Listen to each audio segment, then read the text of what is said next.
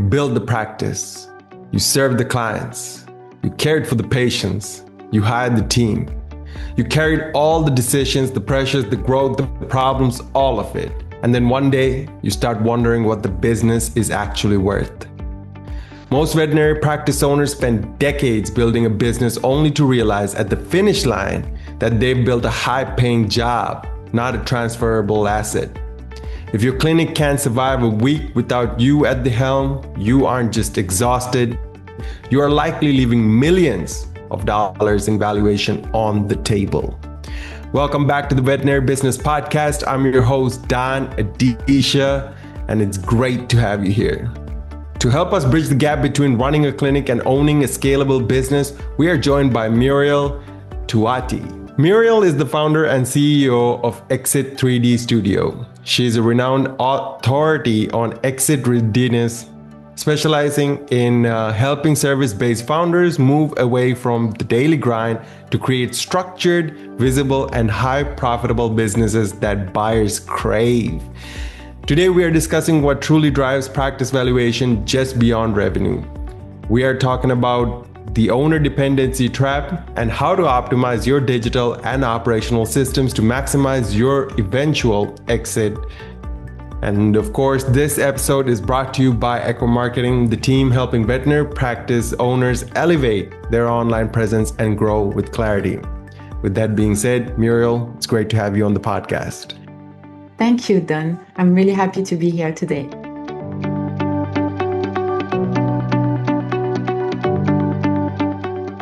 So, Muriel, from a buyer's perspective, what makes a veterinary practice owner more valuable than just its revenue or profitability? Yes, good questions. So this, I would say, it's the predictability and the fact that if the owner were to leave, the new owner could just run the business just as it was before. That means a business, veterinary practice that is transferable, meaning everything has been documented, not everything is dependent on the owner. And so this is the most valuable. This is what a buyer will value and pay more for. A business that really transfer. Absolutely. Now, you actually spoken about a hub and spoke example. Yes, sure. But for example, if I think about my framework that apply to all type of service businesses, there are some questions that a buyer will ask and will price. Those are, for example, is the revenue concentrated? So an example in a vet practice, that will be, does the revenue come just from one referral source that the owner own? For example, you might have another vet practice that just sends you client, like it is one channel and one source. This is not sure that it will transfer with the new owner. So this is an important question to ask at the beginning, like, is the revenue concentrated that way, like from one channel, or does it come just from some loyal clients that come all the time? Because the question is, if one or two relationships walk out the door, does the revenue drop significantly or not? And usually what buyer will really flag, it's customers that do like 15 and above, even from 10% and above, because imagine this: if tomorrow you sell your vet practice and that relationship doesn't transfer to the new owner, that's directly 10% or 20 or 40% of the revenue that will disappear. You know, when the revenue is concentrated, it's always a risk for a buyer, and this is something that they will discount automatically. Usually with I will say a holdback or an earn-out, saying, you know, the purchase price. Let's say that the practice is the owner asked for $2 million for their practice, but the revenue is concentrated 40%. Well, most likely let's say that the buyer say, okay, I offer $2 million, then the terms might include and will more certainly include some seller notes, some like even forgivable seller notes, saying if the revenue stay, let's say $1 million for 1 year, then you get your 40% seller note then, because we've been able to retain the clients. And if not, let's say the revenue dropped 20% or even the full 40%, then the 40% seller note could just be forgiven. Then that means never paid. That's right.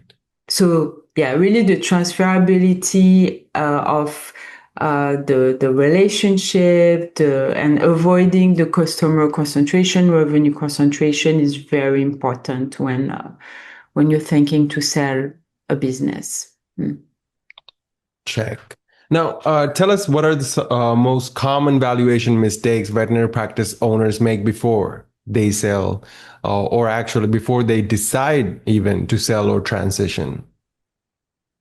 So one of the mistake will be, okay, to price, there are several, but I'm thinking of one, is to price the future upside in the asking price. Saying, for example, the practice have a 500K EBITDA. They want a 6 multiple.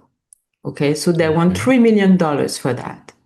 But that include, because they say, oh, but next year they're going to build a mall next to my practice. There will be more traffic.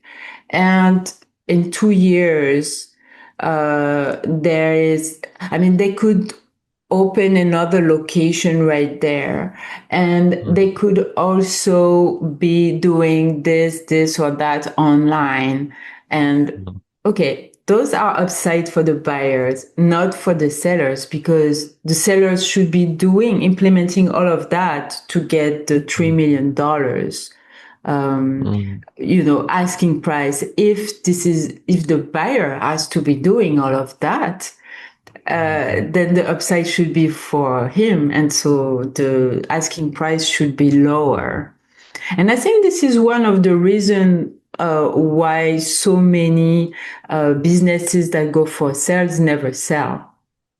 Okay. There are some official, statistic. I think it's from the Exit Planning Institute, I believe, who say that like 70 to 80% of businesses that go for sale, all industry, never sell. And I think this is one of the issue, the asking for too much. And, but yeah, there are other structural issues. Maybe we'll get there as well. Okay. Yeah. So basically, because just to recap that point, what you're basing your valuation on is something of a forecast. It hasn't really happened yet, right? Your hope, or no. is it something else? Yeah, Okay. no. It's we based the valuation on the past 3 years of That's right. revenue. Yeah, plus the trailing 12 months. So Right. basically, we need to look at 3-4 years past, depending where we are in the year for the TTM. But this is what we're looking at. And for the buyers that intend to get a loan to buy the business, I think most of the time, the lenders is going to go, more deeper than that. It's not just going to look at the 3 years. Actually, it's going to take into account the worst year, because the worst year of the last 3 years, because if the revenue can drop that much, that means that in the future it can drop again. So this is what they take into account. And then different calculations are made with the buyer also profile and information to come to a DSCR number. It's the debt ratio, like if it's 0.5, forget it. It will never get the loan. It needs to be at least 1.25, and the higher, the better. That means that the lender will be confident that the buyer can repay his loan with the business, as he operates and how he has been operating in the past. We don't That's right. look at the future. That's why it's At all. yeah. We Is assume it? that things will continue in the same trends, basically. Yeah. That's right. Yeah, unless there is a major catastrophe like COVID or something like that. Yeah, We're yeah. going And to. now we think about this. We think also about, AI disruption and, Oh, yeah. But fortunately, I think for vet practice, we're good. There should not be yes. too much AI disruption. So, yeah. So, Yeah, until the stay. robots come and take over all the technical jobs, but that's a conversation for another time. Yeah, So yeah. definitely, one of the biggest mistakes that means you are seeing is perhaps is not correctly understanding valuation from the seller's point of view, right? They're expecting perhaps their future is going to look brighter than their past, but when the reality, from the buyer's perspective, they have to think about taking the loan. And when we look at the loan lender's perspective, they're looking at, is it possible for me to recover this amount of money if I lend it? And to do that, they need hard facts. Even on a worst year, they can somehow repay it if they do have the correct DER. I mean, Yeah. that's a, And yeah, that's go why ahead. it's important to prepare years before a sale, not Hmm. 6 months before. 6 months before, you can make the financial look good, adding, a lot of add backs and, make a little fluff to increase the EBITDA. Okay. Yeah. And the valuation. But all of this What will are be. those fluffy things you think like within 6 months that can actually make it Yeah, look well, better? it's I think it's the work they will do with their business broker, for example. Okay, so now increase the valuation. So, okay, they will ask, have you done any trips that you want to add as personal trips, for example? Hmm. If they took a vacation with the family, this could come as an add back, saying, okay, I spent that money with my family. It was personal, but I put it on as a business expense. And Hmm. you, the buyer, will not make that expense. So this is money that I'm adding back, uh, in the business. Basically, they're not doing it.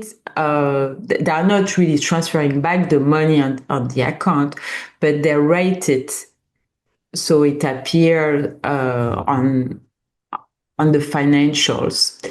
And some other things like the restaurant bills, or so this is a way that how they prepare 6 months in advance. But this is always dismantled by buyers and lenders. So it's almost not necessary to do that. Some are, really legitimate, and they should be. Like, for example, if the veterinarian is getting an above the market salary, then okay, that difference we could put it at add back for sure. This is legitimate. To also his own insurance, or even everything is related to cars, also like his personal car, and can be as an add back. Yeah. But those are very minor things just to make it look a little bit better. Once, a decision is going in a more positive direction, because I don't think correct me if I'm wrong, having these add backs, the differential between the owner vet, above market pay or their vacation time would, be the deal breaker, or rather even the deal maker, right? No, For it's deciding on. yeah, it's not a deal breaker. I think it's part of the game. Let's say, like, they should be doing it because why not? That's right. But then they need to be open to the fact that not everything is going to be accepted. A lot are going to be, this is not acceptable, this is not, and just to normalize the EBITDA that way. Right. So it's really a more of a good faith kind of gesture, really on top of an already solid transferable asset. Yes, and if something that's worth mentioning is when a buyer make an offer, after that is doing a very in-depth due diligence and is checking everything, including all those add backs. Like everything needs to be justified.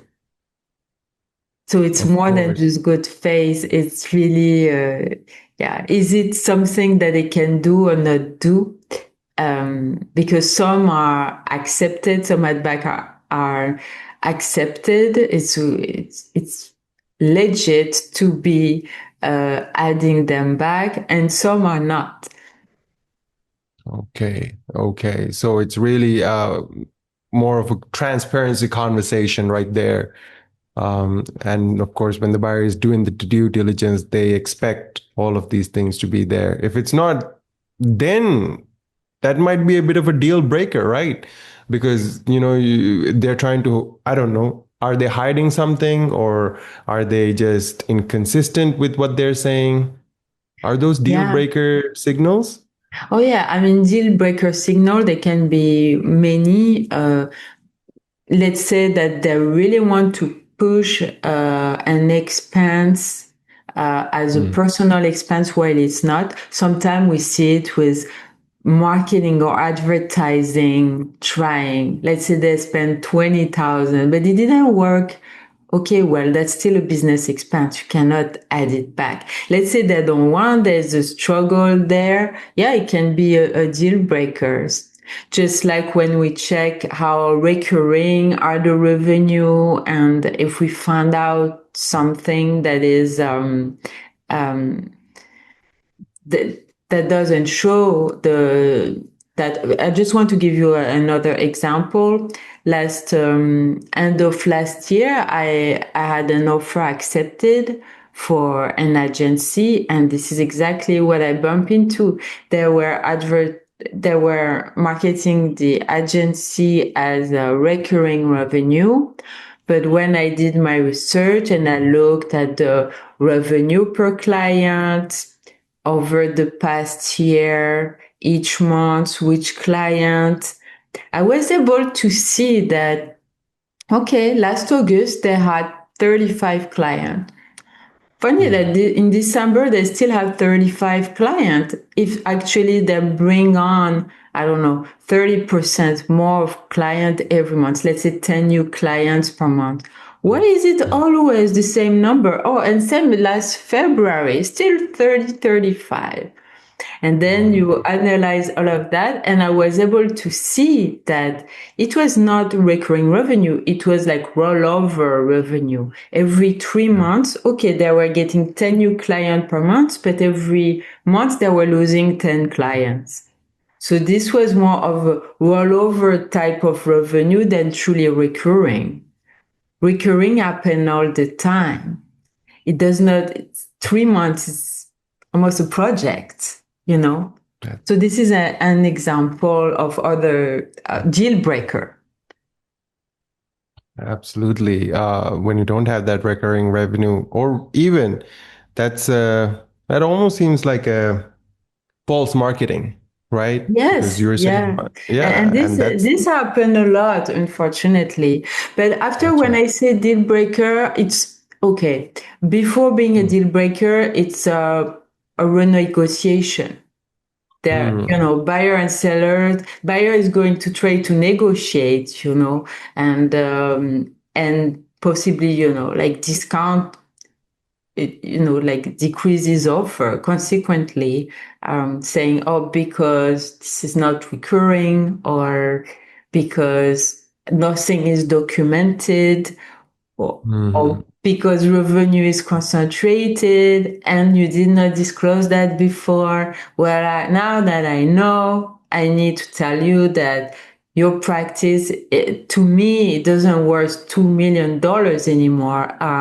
It worth more like 1.2 million. So I can make that offer. Plus, I want to have this forgivable seller note for that part because of the concentration and so they will present that again. And if the seller agree to the discount, then it's not a deal breaker. They can, you know, get to the purchase agreement and get the deal done. But if there is some you know, struggle and the seller don't want that, or the buyer is just not confident anymore, like say, wow, I've been just lied to and I cannot cope. I was, let's say he was looking for like an a veterinary practice that is not founder dependent, for example, and realize it is founder dependent. And instead of buying a business, he'll be buying himself a job.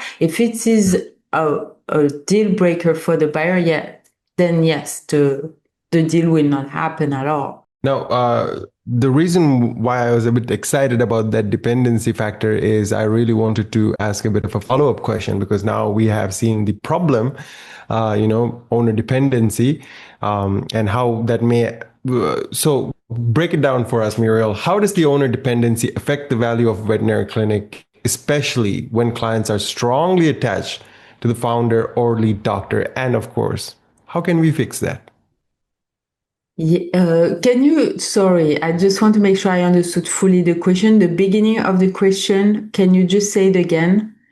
How does owner dependency affect the value of veterinary clinic as we were Yes. talking about? Okay, I got it. Yeah, so it affects the valuation because anything that is founder dependent, should that be the sales Mm. or the operation or the Mhm. decision making, all of Right. that, if we need the founder um, to run the business, if we take out the founder for 90 days or even 1 week and nothing happened, the business collapse, well, this affects the valuation for sure. Check. And then how can we fix that? That's the most important part. Yes, so we can fix that by, for example, if the founder is taking all the decision, maybe he can start delegating that a little bit to Mm. other vet in the practice, saying, okay, for normal practice, this assume it's always a yes, this assume we always do that.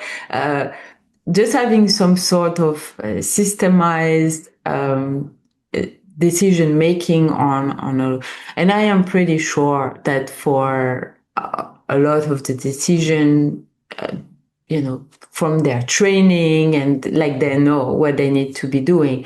But I will say if there are still some decisions that need to be taken systematically by the founder, then maybe see how we can delegate that. Another way will be to document everything that is done. Everything that is documented in SOP, for example, standard operating procedure, everything that is documented is very valuable, because this means somebody can read the manual, the instruction, and know what to do exactly the way the founder will do it. So this is one of the way to reduce founder dependency internally. Right.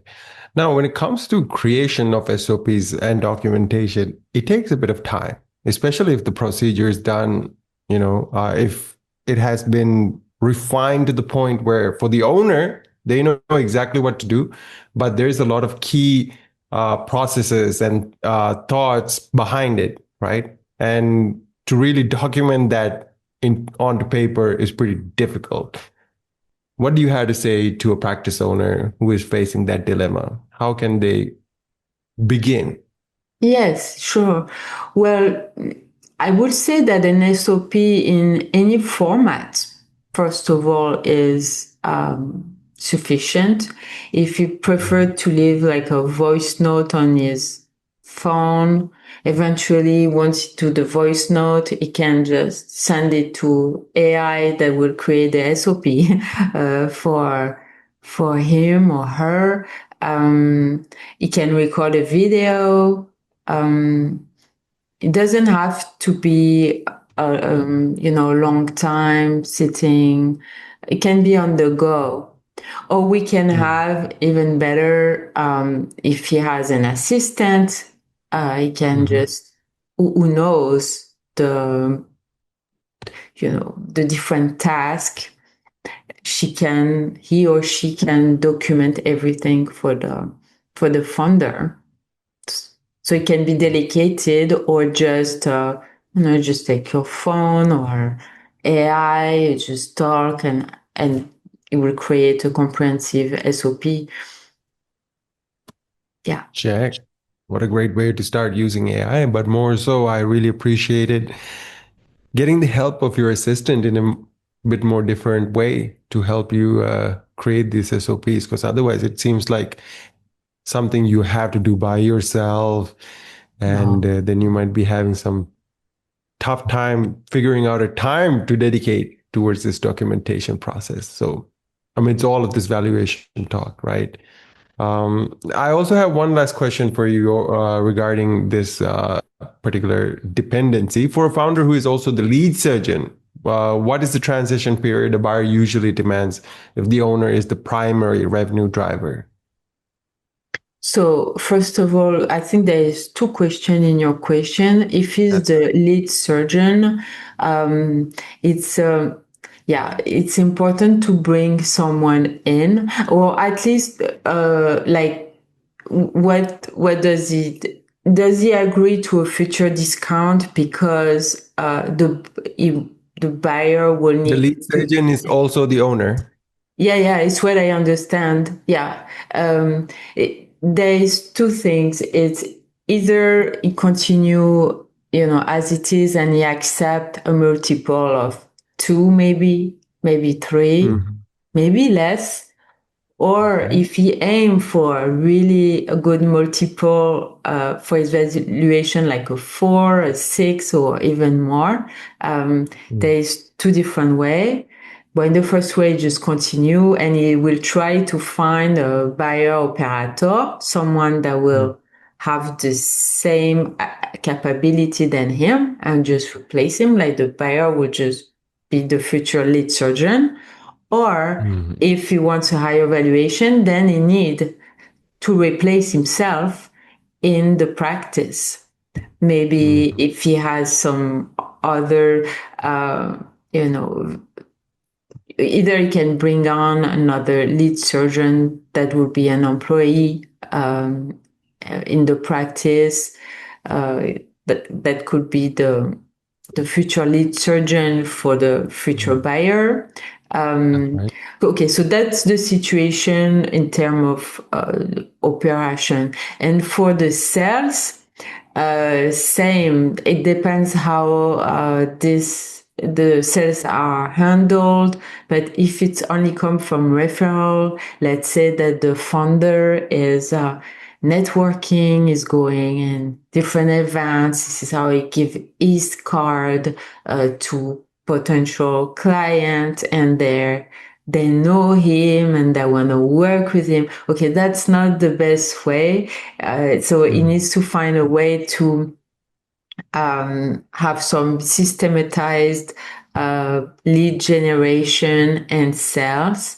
And there is different way. I mean, he could hire a salesperson or have a team that do that. He can make a better use of digital marketing to be present on all the main platform where we can book online a meeting for for the dog, the cat.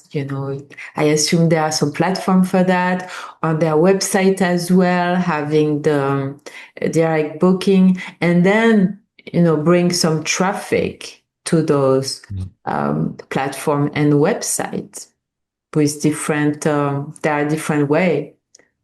I think for a vet practice, I like Google My Business. It's just online. You search, you appear, you're on Google Map. That's the number one way, I think. With good reviews. It's important to ask the reviews. Of course, because if you have negative reviews, that's a bit of a turn off on the other side. But then again, maybe it might be a signal for you to change up some things in your own practice. Yeah, it's feedback. A review is a feedback. It's good also to answer to those bad reviews, because it shows that you care and you intend to do better, or sometimes there is some misunderstanding or misinterpretation. Also, having no review to not get good, to only have good review is not a good idea either. They should request for a review, with every client, because it builds the credibility and the perception.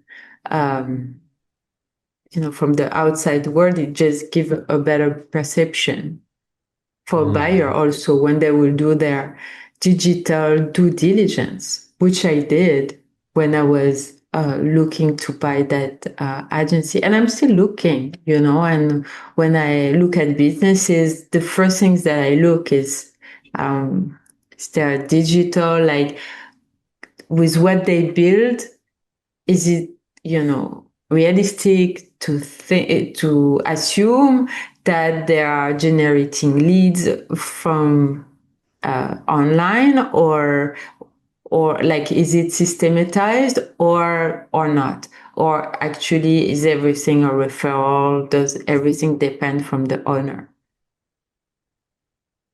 I really appreciate this point, Muriel, because you know what?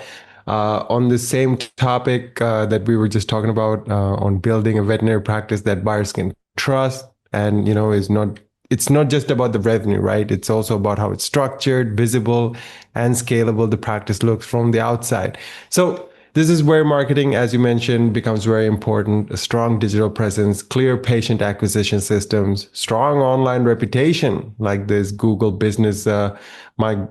My Business profiles, and consistent communications overall all contribute to how your veterinary clinic is being perceived, not just by pet owners, but also, as Muriel mentioned, by auditors and potential buyers. So for our veterinary practice owners listening in, who want to understand where they currently stand, the Veterinary Business Institute, in partnership with Echo Marketing, offers a marketing strategy meeting. Now, this is a focused marketing strategy. This is a focused marketing strategy session designed to review your clinic's current digital presence, identify gaps, and uncover opportunities to strengthen growth and, of course, long-term practice value. This session is led by Lila, a veteran in veterinary marketing who has conducted audits for over 200 veterinary clinics and helped them improve their online presence. Now, her experience gives practice owner a practical, clinic specific view of what is working, what may be holding growth back, and of course, what can be improved across areas like website performance, online visibility, reviews, patient acquisition, the whole lot on digital marketing systems. So go ahead and take the next step. Veterinary practice owners can book a session with Lila at veterinarybusinessinstitute.com/MSM. I'll repeat that one more time. Veterinary Business Institute, that's one word, .com/MSM, and get a clearer expert-backed roadmap for strengthening your clinic's market position, digital presence, and of course, future value. That being said, let's get back into our conversation here.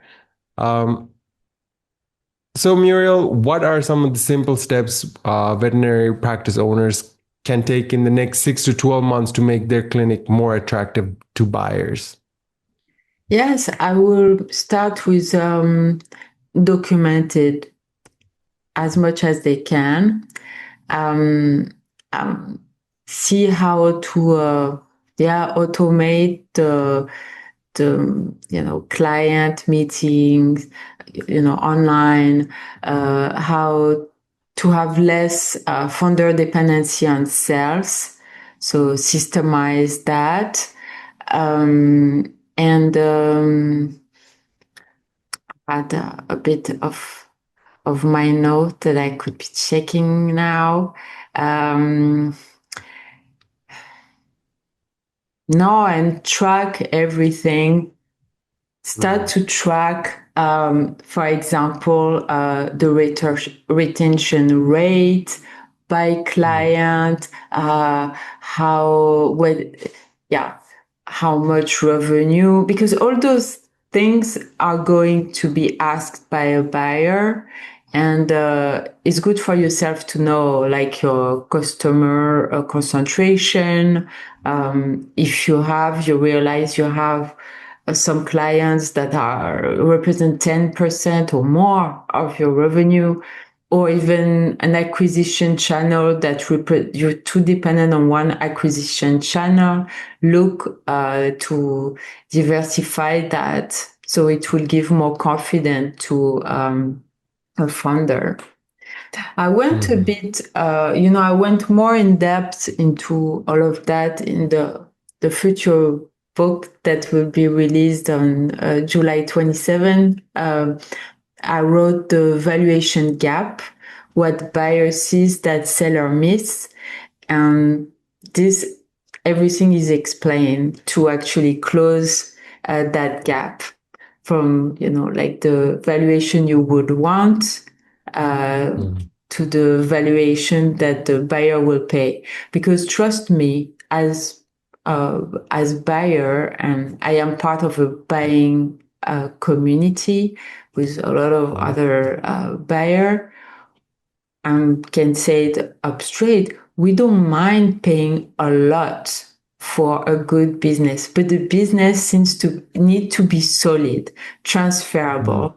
If I am sure that the cash flow will be mine once the transfer, once we go to the finish line and we transfer, then I don't mind paying more for that. If it's a business, I will have to document everything myself. I will have to be,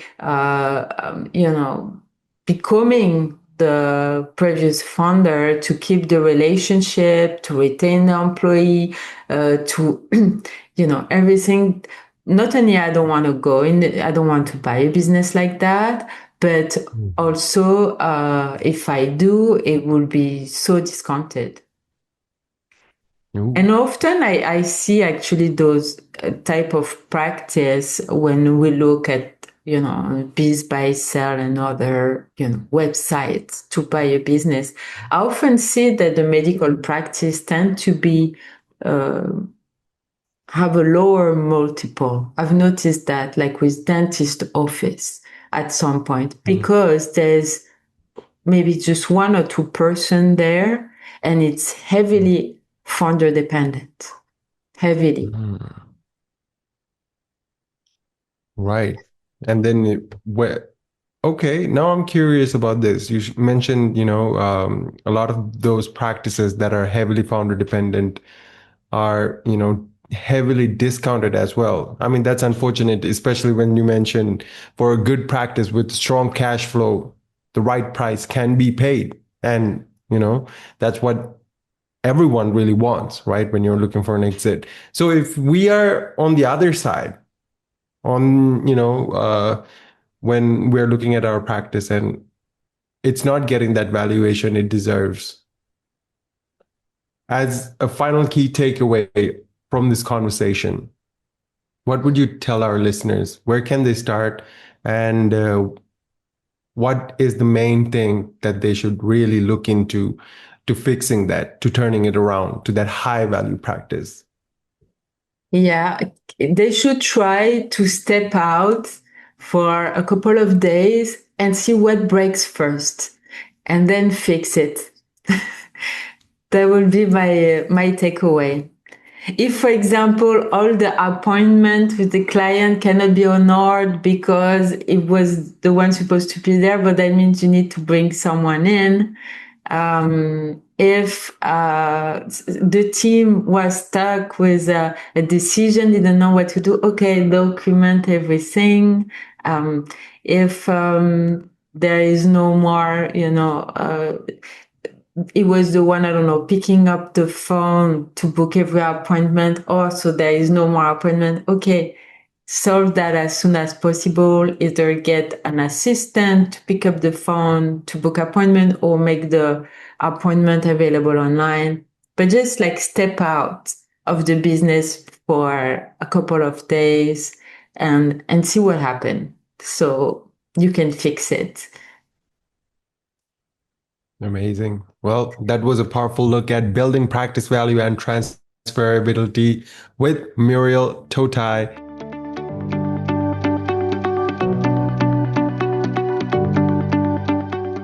If you've been struggling with the feeling that your clinic is entirely dependent on your personal presence, well, we really hope that this conversation gave you the frameworks to rethink your operational and marketing systems.